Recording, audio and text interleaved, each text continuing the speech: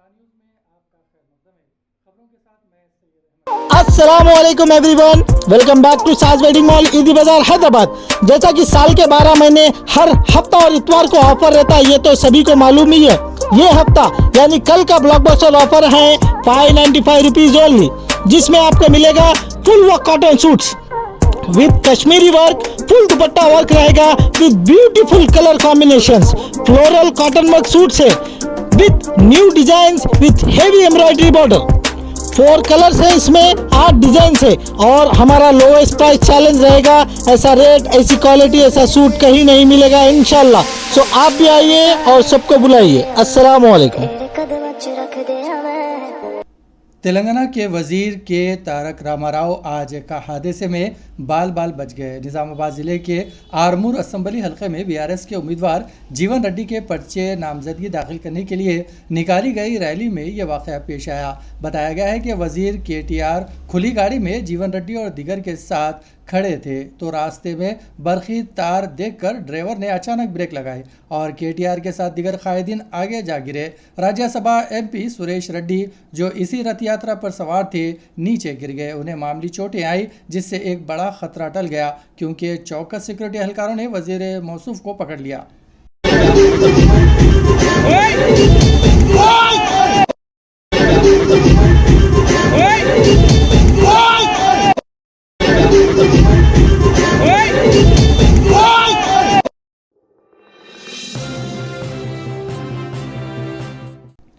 कुल हिंद मजलिस इत्तेहादुल मुस्लिमीन ने शहर हैदराबाद के बहत्तरपुरा असम्बली हलके से मोहम्मद मुबीन को उम्मीदवार बनाया है। सदर मजलिस बैरिस्टर असदुद्दीन अवैसी एमपी ने मोहम्मद मुबीन को उम्मीदवार बनाने का ऐलान किया है। मजलिस ने तेलंगाना असम्बली इंतखाबात के लिए 9 उम्मीदवारों को खड़ा किया है। आज आखिरी उम्मीदवार के नाम का ऐलान कर दिया गया। मोहम्मद मुबीन फ़िलहाल जीएचएमसी में मजलिस के कॉरपोरेटर है।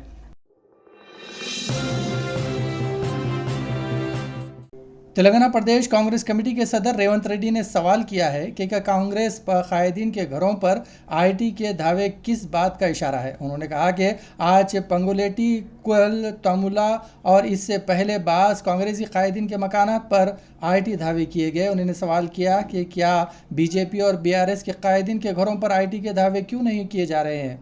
रेवंत रेड्डी ने अपने ट्विटर पैगाम में कहा है कि रियासत में कांग्रेस की सुनामी आएगी। इस बात की इतला मिलने पर इस सुनामी को रोकने की कोशिश की जा रही है। उन्होंने कहा कि कांग्रेस की सुनामी की इतला से मोदी भी परेशान है। उन्होंने दावों के मजम्मत की और कहा कि 30 नवंबर को कांग्रेस की सुनामी में बीजेपी और बीआरएस का बह जाना यकीनी है।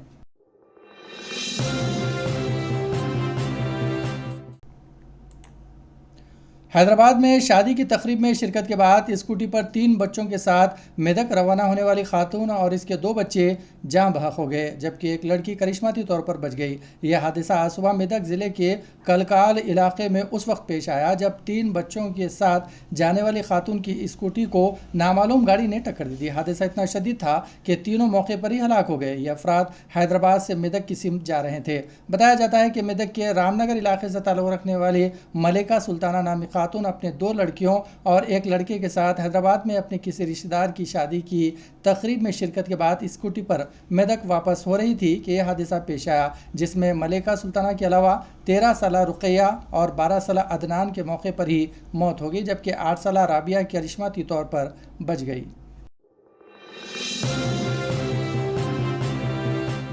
मजलिस बचाओ तहरीक के तर्जुमान अमजदुल्ला खान खालिद हल्के याकुतपुरा से पार्टी उम्मीदवार होंगे। आज एमबीटी ने हल्के याकुतपुरे से अमजदुल्ला खान खालिद को अपना उम्मीदवार बनाने का ऐलान किया है। पर्चे नामजदगी दाखिल करने की आज आखिरी तारीख है और आज ही पार्टी ने याकुतपुरे से उम्मीदवार के नाम का ऐलान कर दिया। अब याकुतपुरे में इंतखाबी मुकाबला काफ़ी दिलचस्प होगा।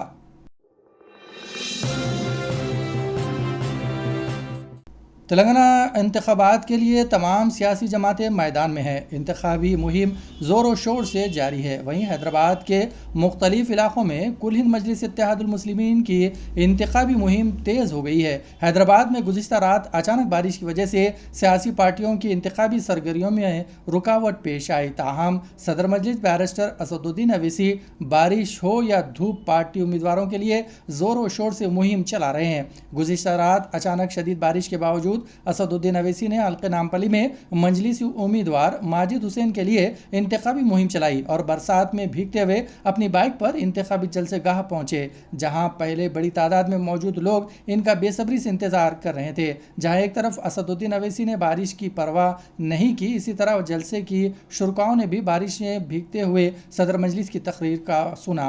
इस मौके पर माजिद हुसैन भी मौजूद थे।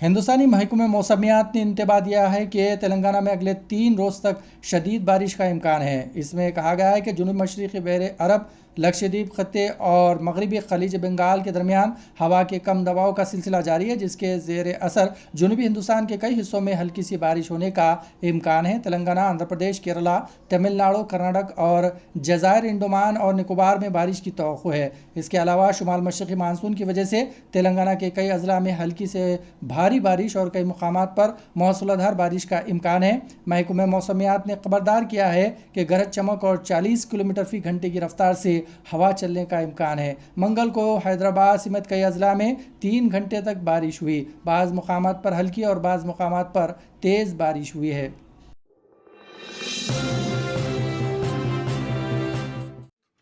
אני מבקש לשים בצד כל מיני שמועות סרק שאנחנו שומעים מכל מיני כיוונים ולחזור על דבר אחד ברור. وثقنا بعون الله ومنذ بدء العدوان البري وحتى الساعة تدمير مجاهدينا ل136 آلية عسكرية، وإننا نجدد تأكيدنا على أن المسار الوحيد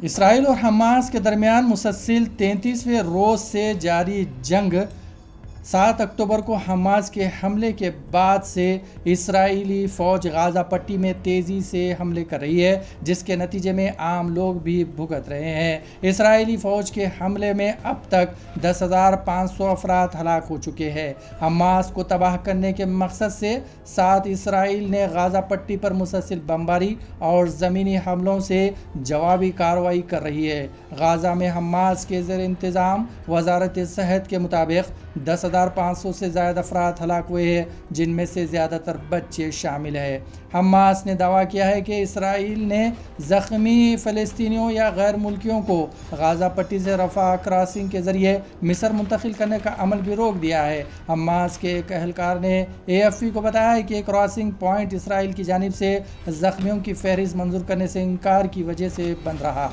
इसराइली वज़ारत आज़म बेंजामिन नेतन्याहू ने एक बार फिर गाज़ा में जंगबंदी के बैनुल-अक़वामी मुतालबात को मुस्तरद करते हुए कहा है कि हमास पहले तमाम यरग़मालियों को रिहा करें। जंग उस वक्त शुरू हुई जब हमास ने 7 अक्टूबर को इसराइल पर हमला किया और इसराइली हुक्काम के मुताबिक तकरीबन 1,400 अफराद को हलाक किया गया, जिनमें ज़्यादातर आम शहरी थे और 240 यरग़मालियों को यरग़माल बनाया। हमास के मुसल्लह विंग ने एक वीडियो भी जारी की है जिसमें गाज़ा शहर में बमबारी की गई इमारतों के साथ सड़कों पर लड़ाई देखी जा सकती है। इसराइली डिफेंस फोर्सेस IDF ने गाज़ा के शहरों पर अपने हमलों की एक वीडियो शेयर की और दावा किया है कि वो हमास के बुनियादी ढांचे और इनके जंगजुओं के ज़ेर इस्तेमाल सुरंगों को निशाना बना रहे हैं।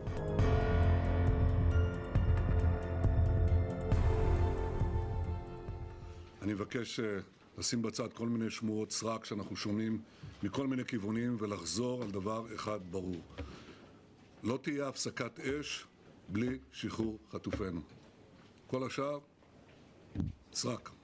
وثقنا بعون الله، ومنذ بدء العدوان البري وحتى الساعة تدمير مجاهدينا ل136 آلية عسكرية، تدميرا كليا أو جزئيا وإخراجها عن الخدمة. إن ملف الأسرى لا يزال حاضرا لدينا في تفاصيل